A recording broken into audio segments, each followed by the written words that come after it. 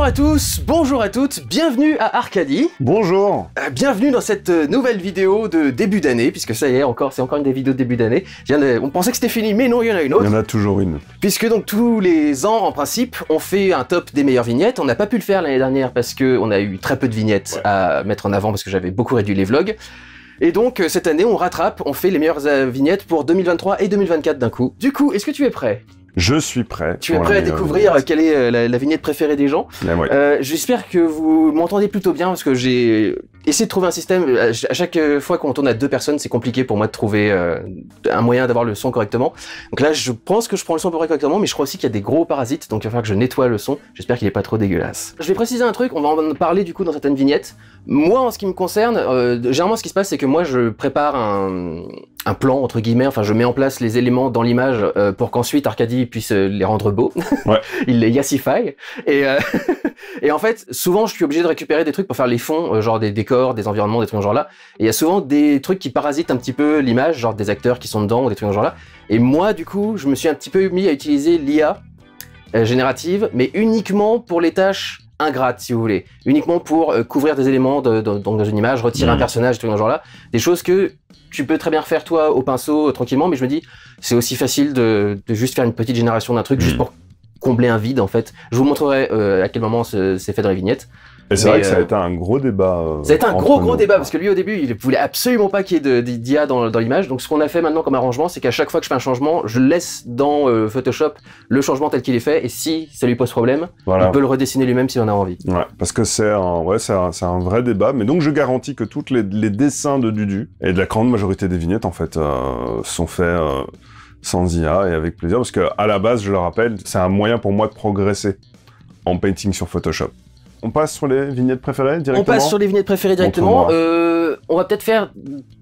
Si on va faire nos vignettes préférées avant de rentrer dans le top 10, ma vignette préférée de l'année personnellement, c'est celle de The Last of Us. C'est con, c'est un peu pour moi aussi, mais j'adore comment j'ai fait les 2 personnages en fait. Tu sais, il y a Joel qui est tout bourru, il y a Ellie qui lui fout le truc dans les cheveux, etc. Alors que c'est moi dans les 2 photos et que du coup je dois interagir avec moi-même. Je trouvais que j'avais réussi à créer une bonne alchimie entre les 2 personnages sur cette vignette. Tout à fait. Et moi je me rappelle, première vidéo des vignettes, j'avais dit que je voulais travailler beaucoup plus la lumière. Oui, absolument. Et je me rappelle que j'avais une appréhension avec Last of Us.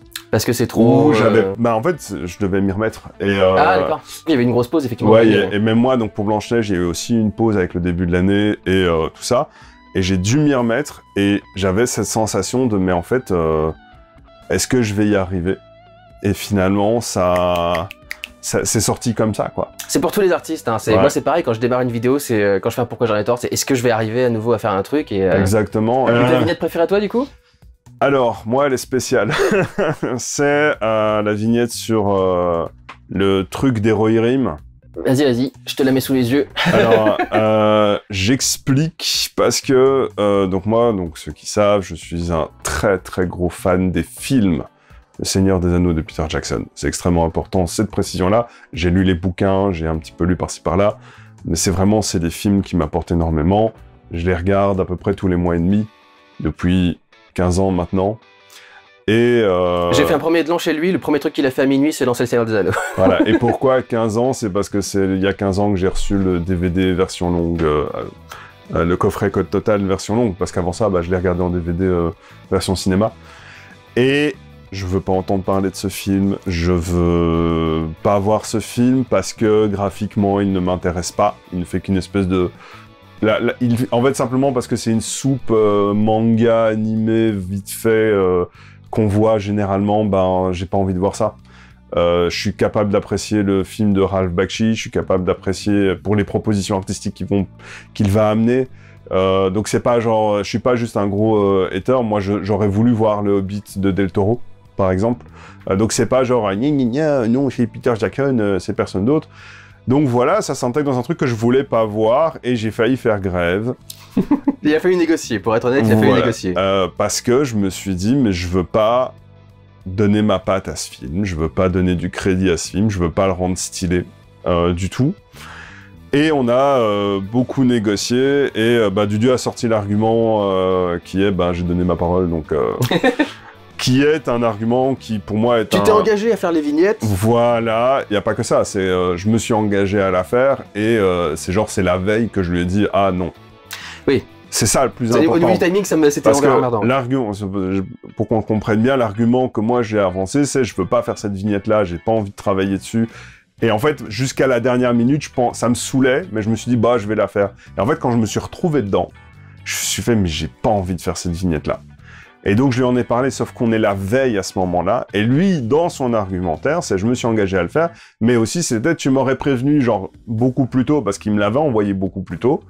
Il aurait pu prendre ses dispositions par rapport à ça. Et donc, qu'on comprenne bien, c'est pas... je me suis pas retrouvé dans une douille et tout, c'était simplement, homme de parole et on fait ce qu'on a à faire. Et en plus, il y a autre chose qui, pour moi, me plaît vraiment personnellement dans cette vignette, c'est que je me suis intégré, j'ai fait d'accord, mais alors je me dessine dedans et je boude. Et c'est une question qu'il y a souvent dans les vignettes, donc j'en profite pour poser ça aux gens. Vas-y. J'aime bien interagir dans les vignettes, sachant que je ne suis pas forcément... J'aime bien cette idée-là. Je l'ai déjà fait avec la vignette pour En Avant, où j'étais une petite fée qui faisait comme ça, mais personne ne connaissait mon visage. Pour la vignette de Blanche-Neige, je voulais faire que les 7 nains, c'était moi. Et donc t'avais 7 Arcadie derrière, ça c'était ma première idée. Et il y a une question qui est que si je suis là, sur la vignette, vous vous attendez à ce que je sois dans la vidéo. C'est généralement ce que veut dire une vignette YouTube. Voilà, moi dans ma tête, c'est si on s'y attend et que je suis pas là, c'est pas grave, les gens ils vont quand même regarder la vidéo parce que elle est qualitative, parce que c'est du Randall. Voilà, et donc moi ça me permettrait de faire des blagues, moi ça me permettrait de m'amuser. Simplement, dites-nous juste en fait comment vous le percevriez, simplement que des petites interactions comme de moi, je le ferai pas sur toutes les vignettes bien entendu. Il y a des films que je connais pas, il y a des films sur lesquels je n'ai aucun avis, donc j'ai pas de raison. Mais si le fait que vous me voyez sur une vignette intégrée un peu à la Dudu, où je me mets dans un coin, je pense à Star Trek, des trucs qui, moi, vraiment vont me parler, mais que je ne suis pas dans le vlog, est-ce qu'au final, ça vous perturbera plus que ça ou pas? Voilà, simplement. Et répondez en général aussi par rapport à YouTube, parce que l'idée c'est qu'il n'y a pas que les gens qui suivent la chaîne qui doivent voir la Oui, vignette. c'est ça aussi. Et voilà, et aussi pourquoi j'aime cette vignette-là en particulier, parce que ça a été aussi un moment, je vais dire...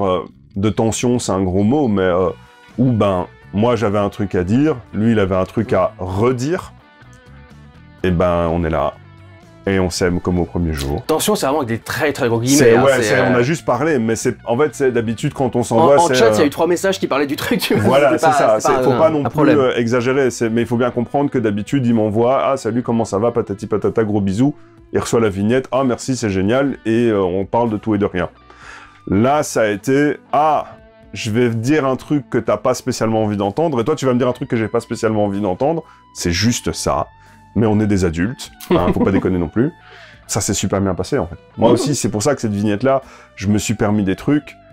Ça raconte quelque chose sur notre amitié, et je trouve ça beau, en fait. Au-delà de la vignette, et puis du duo en rousse, il nous faudra en faire beaucoup plus, Donc voilà. Badass, motherfucker. Et alors, pour la petite ironie, sachez que cette vignette de la garde des Rohirrim était 11e du classement des vignettes même pas de cette année. Comme quoi, de quoi ça découle en fait, simplement. Parce que moi, c'est pas la vignette en elle-même, c'est l'histoire qu'il y a derrière qui m'intéresse, quoi. Donc voilà. Sur ce, on va y aller. Go! Est-ce que j'ai prêt pour la vignette numéro 10? Et c'est... Spider-Man Across the Spider-Verse. Extrêmement stylé. Oh, il y a une petite ligne devant là. Excusez-moi, j'avais pas vu. Voilà, c'est plus joli comme ça. Celle-là, elle est super stylée. Celle-ci, elle est très très cool. On s'est beaucoup amusé à faire ce truc-là. Alors moi, comme d'habitude, j'adore mes mimiques. Il faut savoir que c'est aussi moi en dessous du Miles Morales. Ouais. Par contre, le truc, c'est en fait, j'ai une question morale depuis des années. C'est que Morales. Je ne sais jamais quoi faire quand un personnage qui est fondamentalement afro-américain est héros d'un film. Je me dis que ce serait insultant de me mettre à la place de ce héros afro-américain, et du coup, c'est pour ça que quand je fais des Spider-Man de Miles Morales ou d'autres personnages comme Black Panther par exemple, je suis toujours masqué en fait sur les vidéos, parce que je considère que ce serait pas bien du coup de le faire comme ça, mais je le fais pas pour d'autres ethnicités, donc je sais pas genre Shang-Chi, je suis en Shang-Chi quoi, donc je sais pas ce que je devrais faire personnellement. Moi j'ai un autre point de vue, parce que je l'entends et c'est parfait, ça se tient. Un autre point de vue, ça pourrait être de dire aussi, quand tu fais Spider-Man Miles Morales, oui, c'est le Spider-Man noir, mais c'est Spider-Man. Black Panther, c'est le costume. C'est ce qu'il représente. Oui, au final, c'est le costume. Et dans ce cas-là, tu peux te le permettre. En fait, pour moi, si c'est personne, si c'est pas un, alors c'est personne. Si c'est un, alors c'est tout le monde. Ça, c'est mon point de vue. Par équité. Mais on est sur Internet, on sait pas comment les gens réagissent, on sait pas les symboliques que ça soutient et tout ça. Sans même parler de drama, machin. On sait pas non plus ce que ça représente pour les gens. Moi, dans ma tête, c'est quand on parle de super-héros. Ouais. On dit le Falcon, on dit le Captain, on dit Black Panther. Tu vois, on dit Spider-Man Into the Spider-Verse. Tu vois, donc, il y a moyen de porter le costume. Ça, c'est une des vignettes où je me suis permis de rajouter pour ma part ce petit dudu-là, parce qu'on parlait des multiverses. Et la tâche aussi, d'ailleurs. Et la tâche aussi. Et alors ça, c'est... il vient d'un screenshot de PJRVAT sur Alien Covenant. Oui, c'est bien ce qui me semblait. Il venait de se réveiller, c'est le début, il se réveille, il fait « Vous voulez un café ?» Et en fait, j'avais pris ce moment-là, parce que je m'étais dit, je trouvais ça super drôle qu'en fait, les deux Spider-Man se battent dans la dimension d'un...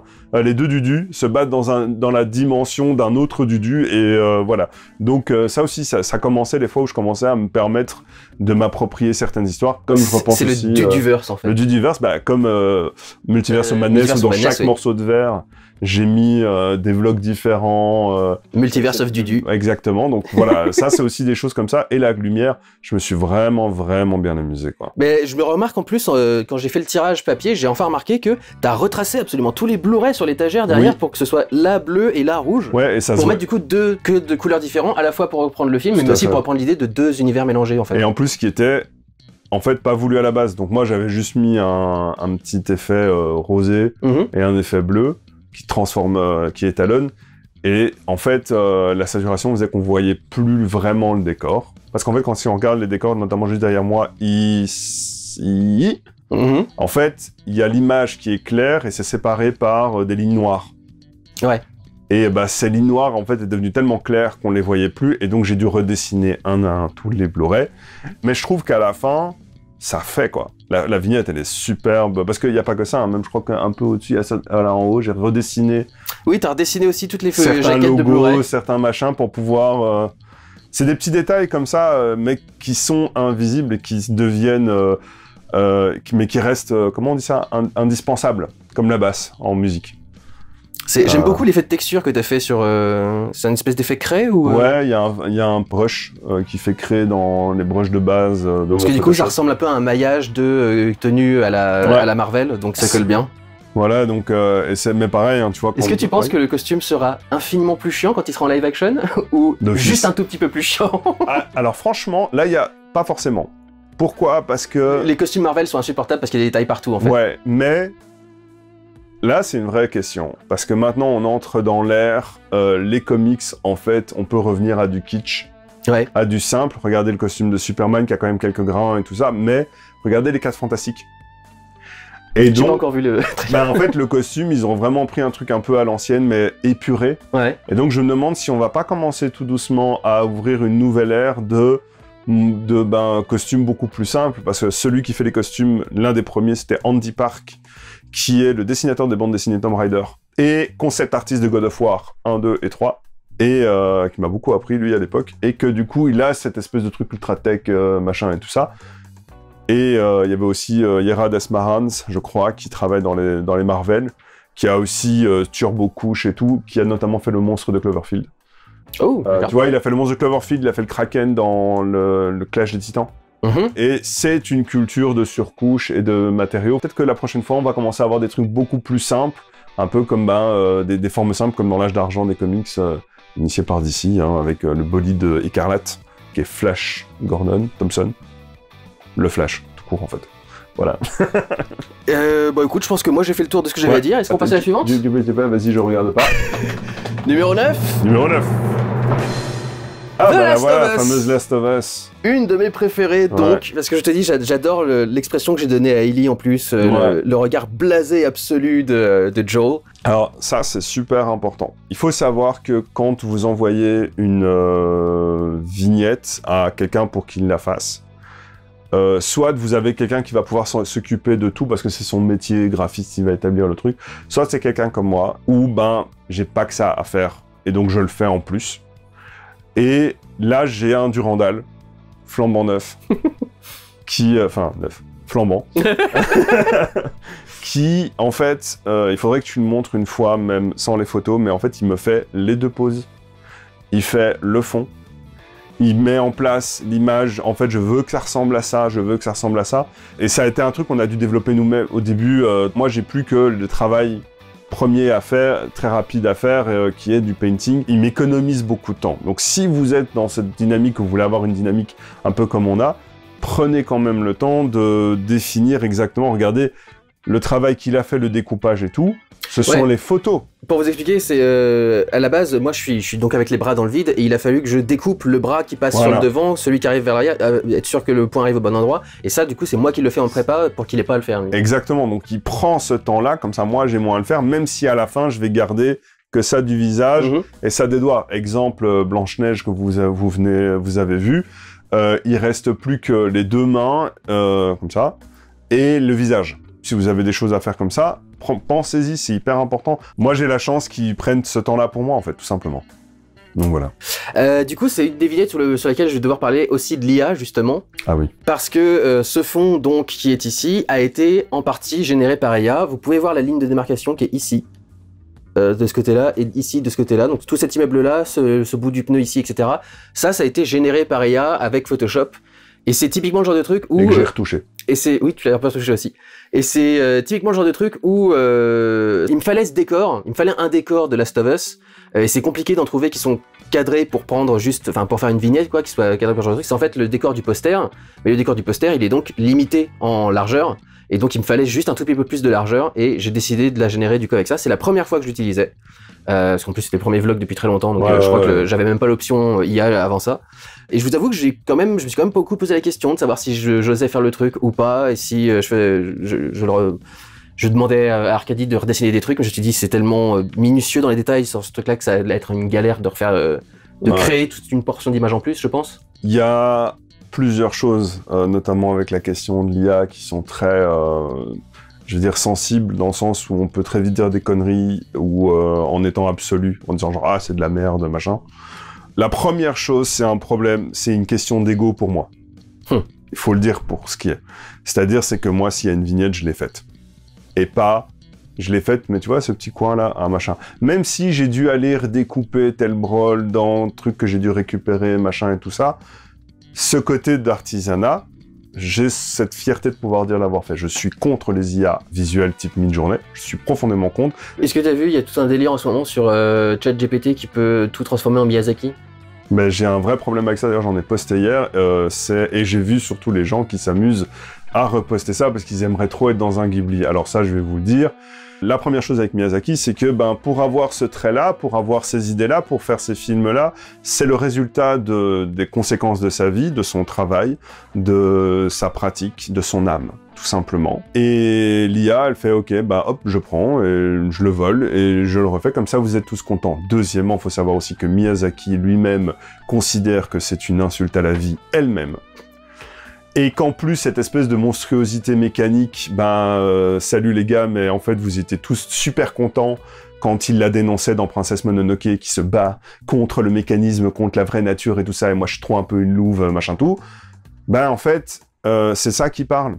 Et donc, je trouve que c'est un piètre remerciement pour tout ce que ce gars vous aura apporté.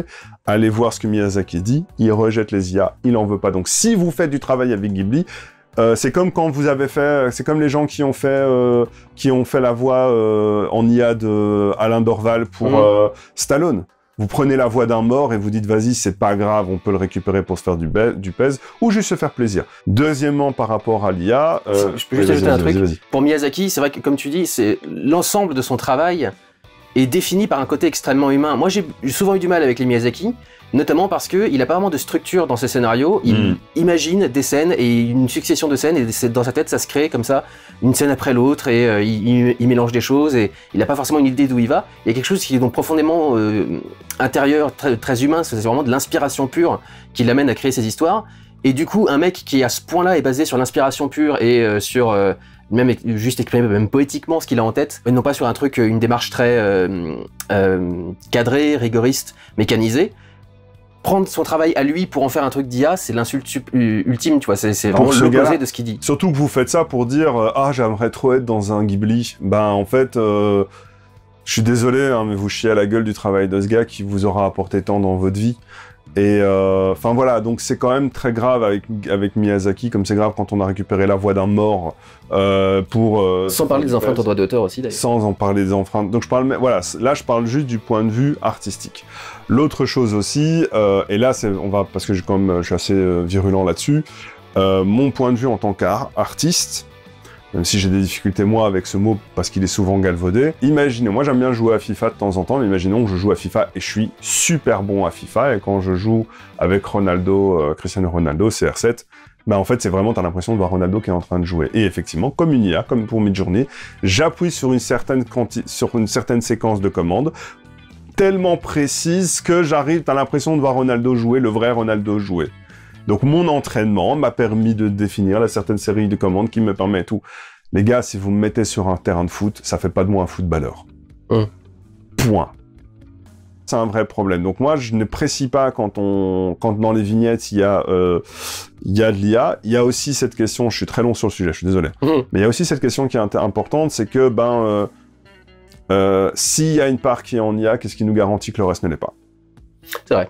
Or, moi, si je dis j'ai tout fait, ben j'ai tout fait. Et s'il y a des trucs qui sont un peu foireux, ben c'est pas grave. Il y a un truc qu'on oublie avec l'autotune et tout ça en musique, c'était une chaîne YouTube géniale d'un pianiste de jazz dont j'ai oublié le nom, qui en parlait, mais les gens sont tellement habitués à des correcteurs de voix et de machin et tout, quand ils arrivent dans une version live qui est humaine, avec sa part de faillibilité, ben en fait ils sont déçus. Mais pourtant, la beauté c'est l'instant de grâce dans le bourbier qu'est la vie. Et c'est que dans les 10 000 fois, il y aura une fois, t'auras fait le parfait lancer, t'auras fait le parfait geste, le geste juste. Et on est de moins en moins capable de l'accepter des gens. Et voilà, et moi, ça m'inquiète et ça ne me plaît pas. Voilà, mais je parle vraiment des trucs à la Midjourney, donc, ou générateur de musique, ou générateur et tout ça. L'IA, c'est extrêmement vaste, ça doit être régulé et tout, mais pour les IA artistes, si vous dites c'est pas grave, je commence à apprendre grâce à Midjourney qui génère des fonds, vous apprendrez rien. Par contre, vous serez sûr d'être des génies. Et ça, c'est le vrai problème. Voilà. Je pense que ce qu'il faut préciser quand même pour les gens il y a quand même des gens qui soutiennent l'IA et qui le présentent comme une évolution ou une nouvelle technologie ou un truc dans ce genre-là. C'est acceptable quand il s'agit d'un outil.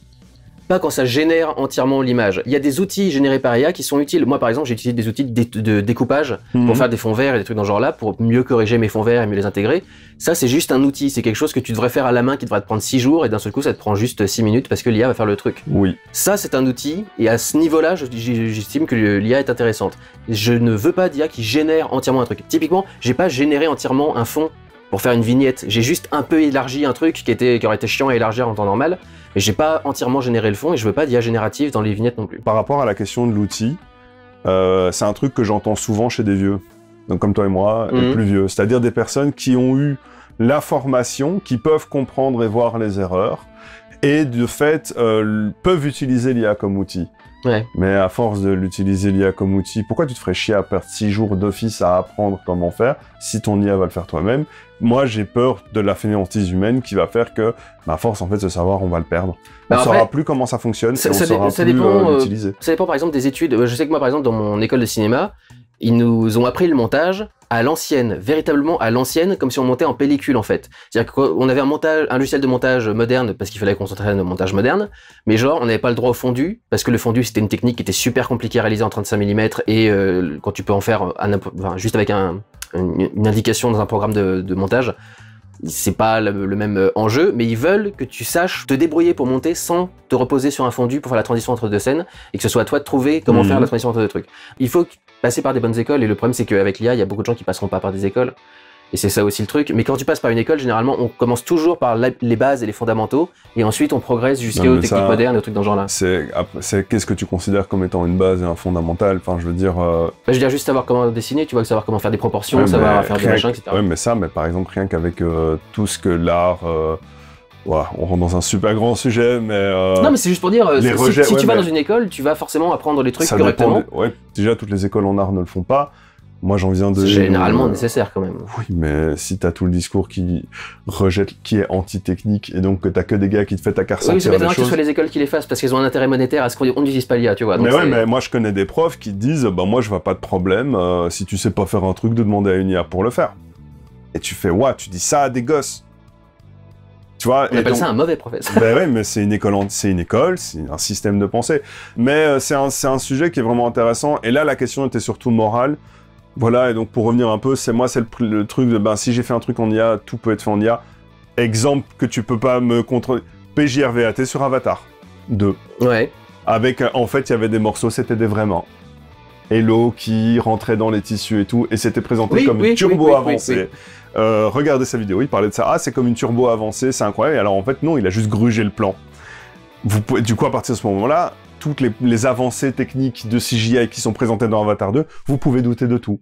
C'est vrai, c'est vrai. Si ça, c'est fait avec une part d'IA, vous pouvez douter de tout. La seule chose que moi, je vais garantir, c'est que, et qu'on garantit, hein, c'est que les personnages du seront toujours faits en personnages normaux.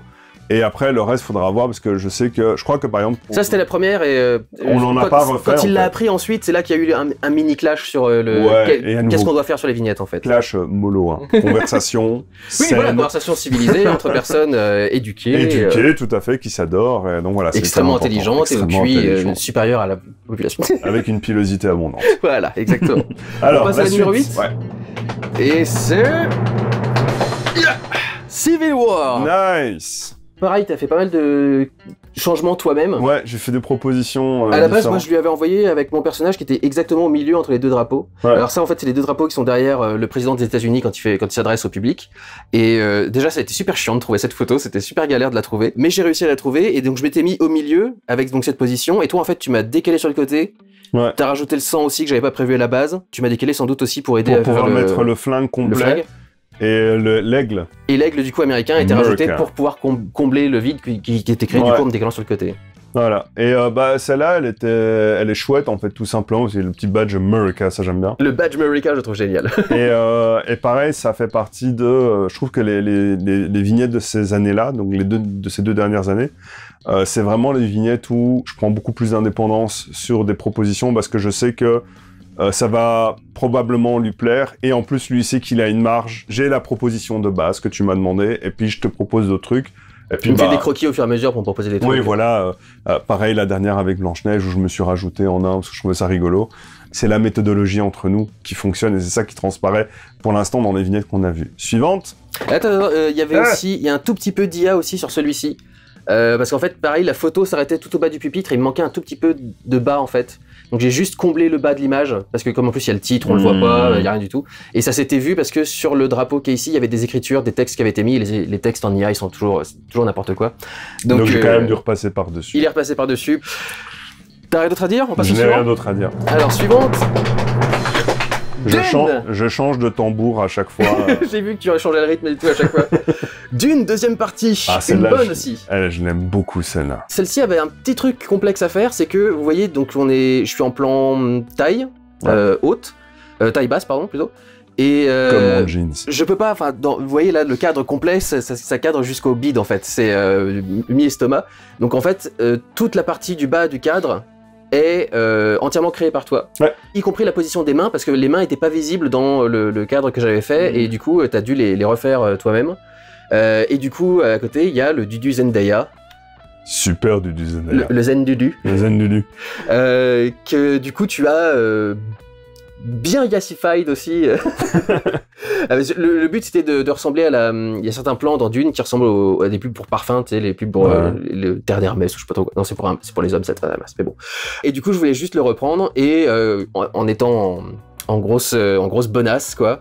Et le regard confus du Dudu sur le côté, je le trouve très drôle aussi, parce qu'il me fait... Ça fait partie des vignettes où, pour le coup, quand tu les regardes de très près, pour ma part, je l'ai pas tout à fait réussi.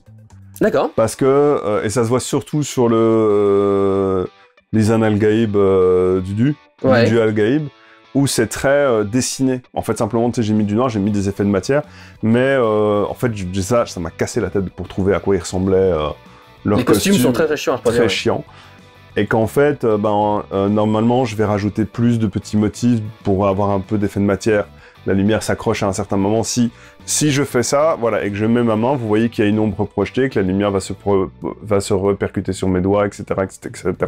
Et en fait, moi, j'ai fait une espèce de truc tout plat, et donc ça enlève une forme de volume. Pareil pour les cheveux. Voilà, mais j'ai super bien réussi l'effet transparence. L'effet de transparence du il est parfait. Voilà, avec l'énorme trou de balle derrière. les 3 trous du cul, effectivement, derrière. Mais effectivement, parce que j'avais beaucoup aimé comment il avait réussi à faire le rendu du voile avec la lumière qui passe au travers, ça, la silhouette qui se dessine. Bon, évidemment, il m'a beaucoup réduit le bide, hein, tu m'as fait une bonne liposuction. Il y a ça, écoute. Mais, et c'est normal en même temps que les ombres soient pas aussi bien prononcées parce que dans l'idée de la scène, il y a du sable, donc du coup ça atténue forcément un petit peu la luminosité, les ombres et tout dans ce genre-là. Et par contre aussi, il y a un petit truc que je vois là, c'est les grands classiques de je me fais chier à faire toute la vignette et je fais tous les trucs et là je mets des mains où le gars il est en train de faire un jeu machin, puis je mets le titre et je revois et je vois que tout passe devant et je fais exprès que ce soit bien espacé pour ouais, non, mais c'est vraiment, c'est moi parce qu'en fait il y a un moment je mets le titre en invisible. Le calque invisible, comme ça, je continue. C'est pas pour bosser, et c'est puis normal. j'oublie, et puis je commence à m'intéresser sur certaines zones et tout. Et voilà. Et par contre, ici, ce qui est intéressant, c'est qu'on voit aussi, ça c'est pour les dessinateurs ou les artistes en général, on a souvent tendance à vouloir en faire trop de perfectionnisme. Moi, je vois qu'il y a des couches qui manquent, je vois qu'il y a des choses, mais il y a cette différence entre l'idéal sacro-saint et ce qui fonctionne pour le métier qu'on a, pour le boulot qu'on a demandé en fait. Sachant que typiquement c'est une vignette et qu'elle est plus petite, donc forcément. Voilà. Et donc c'est des choses qu'il faut être capable un peu de lâcher prise et d'être capable de voir quoi. Donc voilà. Indeed. Et donc dans celle-ci absolument aucune IA, hein. C'est rien du tout. Le fond vient du film, l'image est dessinée par Arcadie. Donc voilà. Rien de généré dans cette image. Tu es prêt pour la suivante? Tu es prêt pour la suivante? Attends, nouveau zone de répercussion. Là Super Mario Bros, le film. La kiffe. Ouais, je t'avoue que pour moi, pour la touche, je la trouve un peu chancelante cette vignette-là, parce qu'en fait, j'ai eu l'idée au tout dernier moment de faire des proportions un peu déformées et de mettre des grosses têtes pour vraiment garder les proportions de Mario en fait. À la base, il l'avait dessiné entièrement à proportions normales, réalistes. Et en fait, en voyant la vignette, je me suis dit, il y a un truc qui va pas, ça colle pas à Super Mario. Et je me suis rendu compte que c'était la déformation et donc ça a été changé après coup. Ouais, mais pour la gueule du Dudu Luigi, cette tronche-là, heureux d'être content quoi. C'est heureux d'être content, je suis tellement... Voilà, et il y a tout un travail de lumière où j'ai retravaillé le Bowser derrière et tout, parce que c'est l'image où il a l'étoile devant lui. Mais vraiment, le Dudu Luigi heureux d'être content, ça vaudra toutes les critiques du monde. Au final, c'est le Mario que je trouve pas ouf. J'aime pas le bras, en fait, de Mario. Ouais. Je trouve que le bras est pas assez déformé, c'est pas assez épais. C'est vrai, c'est vrai. Mais c'est vrai que pour les visages et le reste, et la lumière notamment, c'était parfait. Tout à fait. Et donc l'idée, c'était évidemment de reprendre le poster où il y avait le Bowser au-dessus pour... Un de mes regrets aura été de ne pas avoir fait la Sonic 3. C'est vrai, beaucoup de gens l'attendaient en plus, la vignette de Sonic 3, parce que celle D1 et D2 étaient déjà pas ouf, donc... Ouais, Sonic 2, elle était géniale, et en vrai, je serais même chaud de la faire... Je t'avoue que le double Robotnik, ça m'aurait bien fait marrer de le faire aussi, Le double Robotnik, il aurait été génial, quoi. Donc voilà. D'accord. Bref. Mais voilà, c'est la gueule, quoi. C'est vrai que la gueule est assez ouf, ouais. Vraiment content, quoi. Non, ouais, c'en est une que j'aime aussi, mais je dis, c'est au niveau des proportions que je trouve qu'il y a un truc qui est un peu bizarre. Mais bon, après, ils sont aussi en grande partie cachés derrière le texte, donc ça fait passer ça correctement, je pense. Voilà. Prêt? Suivante. Tu fais ça, non? C'était pas un père, hein. Il a vraiment fait ça avec sa bouche. Tac! Oh, la vignette de la Discord. Oui, petite Discord, parce qu'il n'y a qu'une seule personne qui est venue se plaindre, mais effectivement, la vignette de Furiosa, qui contient un tout petit peu d'IA aussi, parce qu'il fallait supprimer Anya Taylor-Joy, qui était à la base sur le truc, et il n'y a pas de photo de ça, juste sans rien en fait devant, donc j'étais vraiment obligé de passer par ça pour le coup, pour la nettoyer. Oui. Alors, il y a un truc avec celle-là, moi je l'ai beaucoup aimé. Je vais quand même revenir un peu sur la polémique qu'il y a eu, parce que je pense qu'elle découle d'une erreur de ma part. D'accord. C'est en fait qu'à la base, donc il faut savoir que au début, je m'amusais à faire des dudus un peu girondes et tout. Ça m'amusait beaucoup, je repense à... la première, c'était avec Wanda. Oui. Et pourquoi Gironde? Bah parce que Dudu, femme des cuisines des années 50. Origine italienne aussi et Voilà. appréciation de la bouffe. Donc forcément, a priori, ça se retrouve aussi un peu dans les seins. Et donc il y avait un peu ce truc-là. Après, j'ai aussi commencé à travailler, comme pour la Zendaya par exemple, des corps différents pour les Dudus, suivant ce dont j'avais besoin. Quand je vais faire une Dudu, le but c'est pas de lui donner son corps à lui. Si je peux le faire super musclé parce qu'il fait tort, on va le faire super musclé parce qu'il fait tort. Ça fait toujours plaisir. Voilà. Le truc qui se passe, c'est que ça faisait un petit temps par simplicité, moi, je dessinais les corps en me basant sur le corps de l'actrice qui a interprété le personnage, qui, Hollywood obligeant, sont toutes des ficelles. Très très fines, très élancées, calquées sur un seul modèle. Et donc je m'étais dit, pour celle-là, comme il y avait un peu l'ambiance Burning Man dans le film, pas Furiosa, mais dans l'ambiance Mad Max, je m'étais dit, tiens, ça pourrait être drôle de ressortir la du Gironde, parce que ça faisait longtemps que je l'avais plus sorti. Et c'est ce que j'ai fait. Faut savoir que c'est aussi ton style de base. Enfin, généralement, quand tu dessines des femmes, tu les fais avec des formes. Ouais, j'ai fait souvent bien en chair, parce que j'aime bien ça. Après, j'aime bien aussi bref, d'autres genres. J'aime de tout, mais c'est vrai que je vais souvent dessiner des corps charnus, que ce soit homme ou femme, très exagérés en fait. Et ce qu'il y a, et c'est là que c'est intéressant, c'est que du coup, ça n'a pas été bien apprécié. Parce que du coup... Par une personne. Peut-être, mais en vrai, je trouve c'est ce qui vient après qui est intéressant. C'est qu'en fait, du coup, ça fait des gros seins. Et c'est ça le truc. Sauf que, quand moi je le dessine, rappelez-vous ce que je dis avec la vignette de Dune, je retire le titre. Oui. Et elle n'a pas que des gros seins. Oui, elle a aussi des hanches bien larges. Des hanches bien larges et des hanches pleines, donc travaillées. Mais comme je remets le titre avant, on ne le voit plus. Et effectivement, on ne voit plus que ces gros seins. Et moi, je pense que c'est là qu'il y a eu le truc. Que si j'avais simplement mis devant le titre, ça aurait pas autant suscité. Peut-être. Le discours qui a été suscité, qui est t'as mis des gros seins, comme parce que t'es un gros pervers dégueulasse. Parce que t'es un pervers machin. C'est ça, mais en fait voilà, moi donc c'est pas pour me plaindre. Ce qui m'intéresse, c'est cette question-là, c'est que moi je pense que quand moi je la dessinais, je faisais une fille, je faisais une Dudu un peu gironde, un peu rondouillette. Des filles rondouillettes, ça a aussi des gros seins et ça a des hanches pleines. Mais comme j'ai mis le titre devant, on voit plus les hanches. Et de fait, elle n'a plus que des gros seins. Et ça amène cette interprétation-là. Donc voilà, donc c'est intéressant de prendre compte, je trouve, de ça, tout simplement. Voilà, puis le reste, je la trouve vachement cool en fait dans ses effets de matière. Et une pareille, je m'étais super bien amusé avec la ceinture, puis le titre est apparu, j'ai fait bon tant pis. Donc voilà, ça fait partie de ces choses-là où un choix peut amener une compréhension différente. C'est ça qui est important à comprendre, et que je trouve que cette vignette est vraiment très révélatrice. Que cette vignette est très révélatrice de ça. Et j'ajouterais que pour les petits piercings sur les seins, parce qu'il y a aussi des petits piercings sur les seins, c'est simplement pour coller à l'univers de Mad Max en fait. C'est dans l'univers de Mad Max, ils sont tous percés, ils ont tous des trucs à la con, il y en a un qui a un truc bizarre sur le nez et tout, donc c'est... Comme j'ai dit, c'est l'ambiance Burning Man. Hein. Voilà. On fait la suite? On fait la suite, je crois qu'on en est à la 4e. Donc t'es prêt? Prêt. Flow. Ça a pas l'air de te faire très plaisir. Si. Moi j'avoue que ça me fait très plaisir personnellement parce que c'est un film que j'aime beaucoup et c'est une vignette que j'aime bien. Et je vais te dire pourquoi est-ce qu'elle a gagné très exactement. C'est parce que il y a un chat. Non, c'est parce qu'elle est ultra feel good. Ouais. En fait, j'ai un regard ultra enjoué. Pour être honnête, hein, j'ai essayé de récupérer comment je me sentais quand je voyais Cléo quand elle était encore vivante avec moi. Et j'ai un petit sourire qui est assez naturel. Je regarde vraiment dans la direction du chat. Il y a vraiment l'impression qu'il y a un lien entre nous deux. Et je pense que c'est ça, c'est une vignette qui est très feel good quand tu la regardes. Et il y a la lumière, parce que par exemple quand il fait ça, moi je vais même retravailler la lumière et accentuer légèrement l'ombre sur son visage. Je suis super content du travail sur le chat, ça a été assez rapide.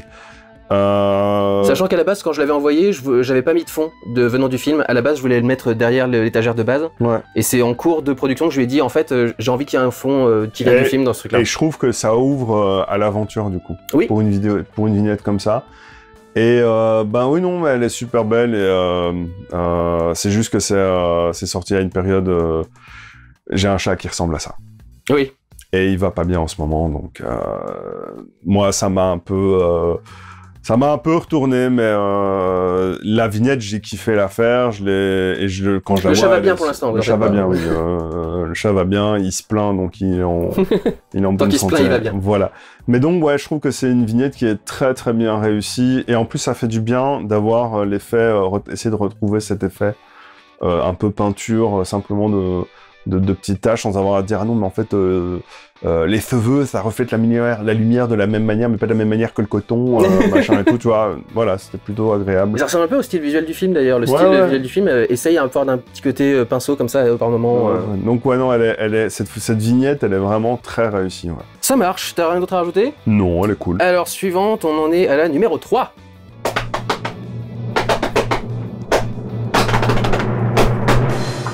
John Wick.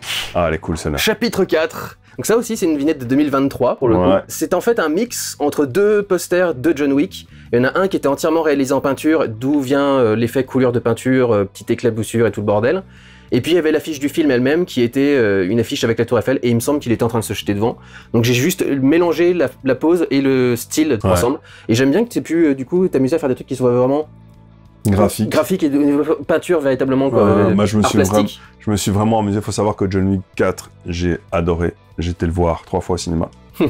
Ce qui est très rare, ouais non, c'est une vignette où je me suis une fois de plus mine de rien, avoir des trucs où tu peux te permettre d'avoir une proposition graphique un peu différente de simplement faut que je fasse le costume, et qu'on va sentir que le costume et le visage match, parce qu'en fait c'est ça le truc, c'est de dire si t'as une tête réaliste photo, faut pas faire juste des trucs en dessin autour, la dissonance va être trop forte et des fois c'est pas du tout le propos du film.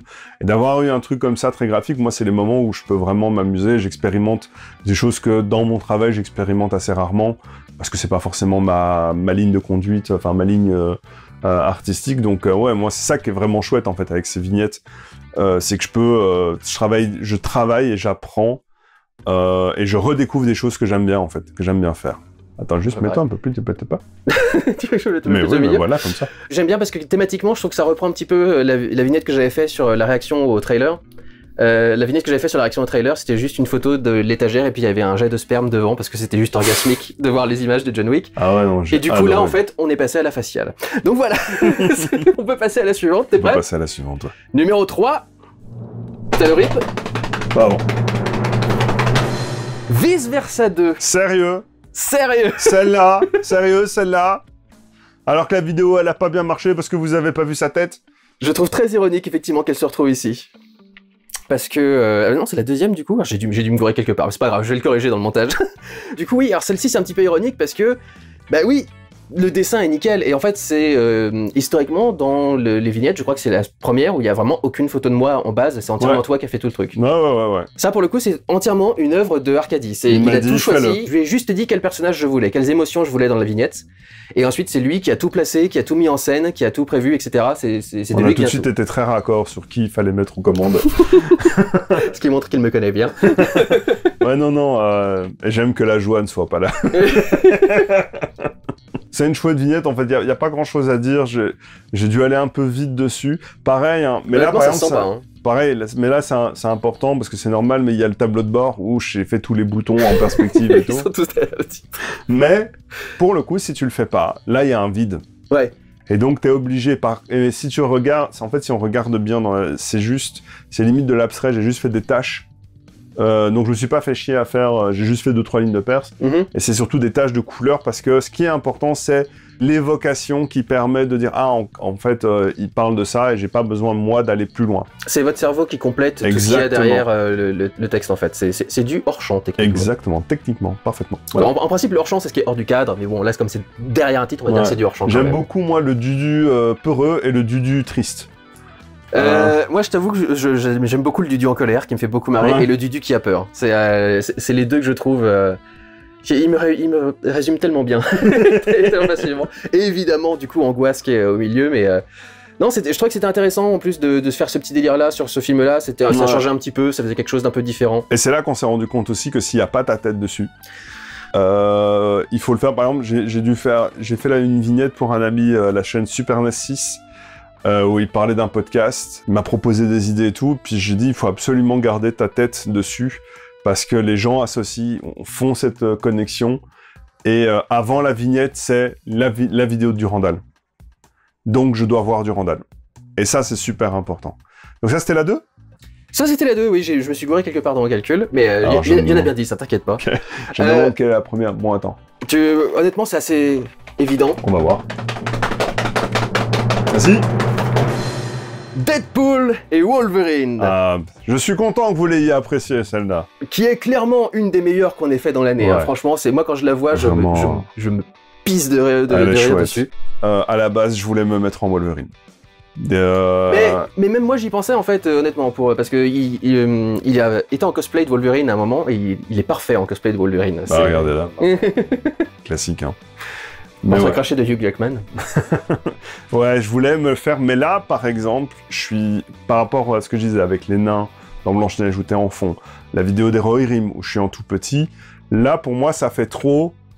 Arcadie et Dudu et Arcadie vont vous parler du film. Parce qu'on a trop la même importance. Donc... Trop au centre du cadre tous les deux. Voilà. Mais je trouve qu'elle est super, super chouette. Et je suis dans la vignette. Hein. Tu t'es mis où? Attends, je crois que... C'est pas ça, il n'y a pas un tatouage de moi. Non, le tatouage, c'est le démon du rire. Ah oui, non, c'était ça. Oui, non, alors, du coup, il y a un autre truc où je me suis fait un tatouage sur ton épaule. Une autre vignette où il y a où je crois que c'est Substance. Oui, t'es comme ça et sur ton épaule et j'aime bien faire qu'il y a le Duduverse et dans le Duduverse, moi j'existe et donc dans le Duduverse, Durandal il a un tatouage de ma tête sur son épaule. Voilà, et sur la fesse il a le démon du rire. Alors pour ceux qui ne savent pas, le démon du rire c'est un site que j'avais créé quand j'étais adolescent, quand j'avais 13-14 ans avec mon meilleur pote de l'époque. Créé un site de saga MP3, de parodie en fait en règle générale, audio ou vidéo. Et comme dans Deadpool il y a le côté rendre hommage à toute une culture, à tout un truc qui a été fait à une époque, etc. Il s'est dit on va intégrer des trucs de ta carrière à toi en fait dans l'image. Donc il y a ce petit tatouage. Il y avait aussi en principe ici le logo d'une de mes sagas qui s'appelait Banal Fantasy. Oui. Qu'il avait intégré dans le décor aussi, et en fait, je lui ai demandé de le retirer parce que pour moi, c'était trop distrayant en fait. Le titre attirait vachement le regard dans le truc, et du coup, ça faisait une idée qui était très surchargée, sachant que déjà, il y a deux personnages, il y a deux lignes de texte, il y a une bulle qui est racotée sur le côté. Ça faisait beaucoup de choses. Et puis c'est une blague de niche. C'est pour ça que le logo du démon du rire, je l'ai mis en tout petit pour celui qui... Et même moi, je voyais même pas ce que c'était, là maintenant.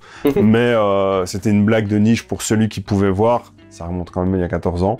Pareil, je me suis permis, le c'est pour des vues, je l'ai juste rajouté comme ça. Il n'était pas prévu à la base, mais comme effectivement il y a une idée de casser le quatrième mur et que c'est un personnage qui vient des comics, et voilà, c'était parfaitement adapté, donc moi j'ai gardé, y a pas de souci. Et qu'il est très... en fait c'était ça, c'est Deadpool et Wolverine, c'est sanglant... Sanglant, sexy et con. Sanglant, sexy, con, méta. Et du coup, fallait faire ça. Et donc, j'ai rajouté... je suis super content du Wolverine parce que je le trouve vraiment, vraiment chouette. Le Dudu Wolverine, honnêtement, j'étais sur le cul quand j'ai vu comment t'avais réussi à me transformer parce que le cigare, déjà, ça aide bien, mais toutes les rides que tu m'as fait sur le visage aident complètement à transformer mon visage en celui presque de Hugh Jackman. Ça passe super bien. Et alors pareil, le costume et la purge que c'est, putain. Ah, tu m'étonnes, surtout celui de Wolverine, quoi. Ouais, c'est ça, c'est celui de Deadpool, ça passe encore. Sur les côtés et tout. Exactement, les petites sous-couches, les machins. Autant je kiffe les regarder, mais quand je vais les dessiner, mais quel enfer, quoi. Donc, et j'aime bien que tu les aies fait bien crades aussi, parce que tu montres qu'ils sont au milieu d'un combat, et qu'ils se sont déjà battus au bout d'un moment. C'est super important. D'habitude, ils sont beaucoup plus clean, les costumes qu'on fait. C'est la fameuse vignette ketchup moutarde. Donc voilà, non, franchement, je suis super content que ce soit la première, hein, c'est ça? Ouais, c'est numéro 1. C'est vraiment, elle est stylée en fait. C'est vraiment une des meilleures, honnêtement. Moi, j'étais super content quand j'ai eu l'idée aussi, parce que je m'étais dit, du coup, comment est-ce que je fais, moi, qu'est-ce que je trouve comme idée pour faire Deadpool et Wolverine? Et comme il y a toujours eu une notion très gay, en fait, dans l'admiration qu'est Deadpool pour Wolverine, je me suis dit, il faut que je plonge là-dedans le plus possible. Et donc, c'était l'idée de, il va y avoir quelque chose dans mon cul, quoi, à un moment ou à un autre. Faut savoir que la courbe est d'origine, je me suis vraiment tenu comme ça effectivement pendant le truc. Quand on vient à la truc de base, on voit pas le cul dans la photo de base, mais t'as rajouté la prolongation du dos. J'ai bien galbé, j'ai croqué. Je crois que je me demande si je les ai pas un peu remontés, pour qu'on puisse vraiment bien comprendre sans que ce soit vulgaire. Enfin, sans que ce soit forcément ostensible. Non, je la kiffe. Pareil, c'est con, mais les sourcils, je les retravaille. Je mets toujours un petit peu comme un maquillage en fait, un peu de mascara pour redéfinir un peu les yeux. Je redéfinis un petit peu le blanc. Souvent, si vous regardez de très près, il y a toujours un petit détail comme ça qui permet d'accentuer le contraste pour que le visage ne se perde pas.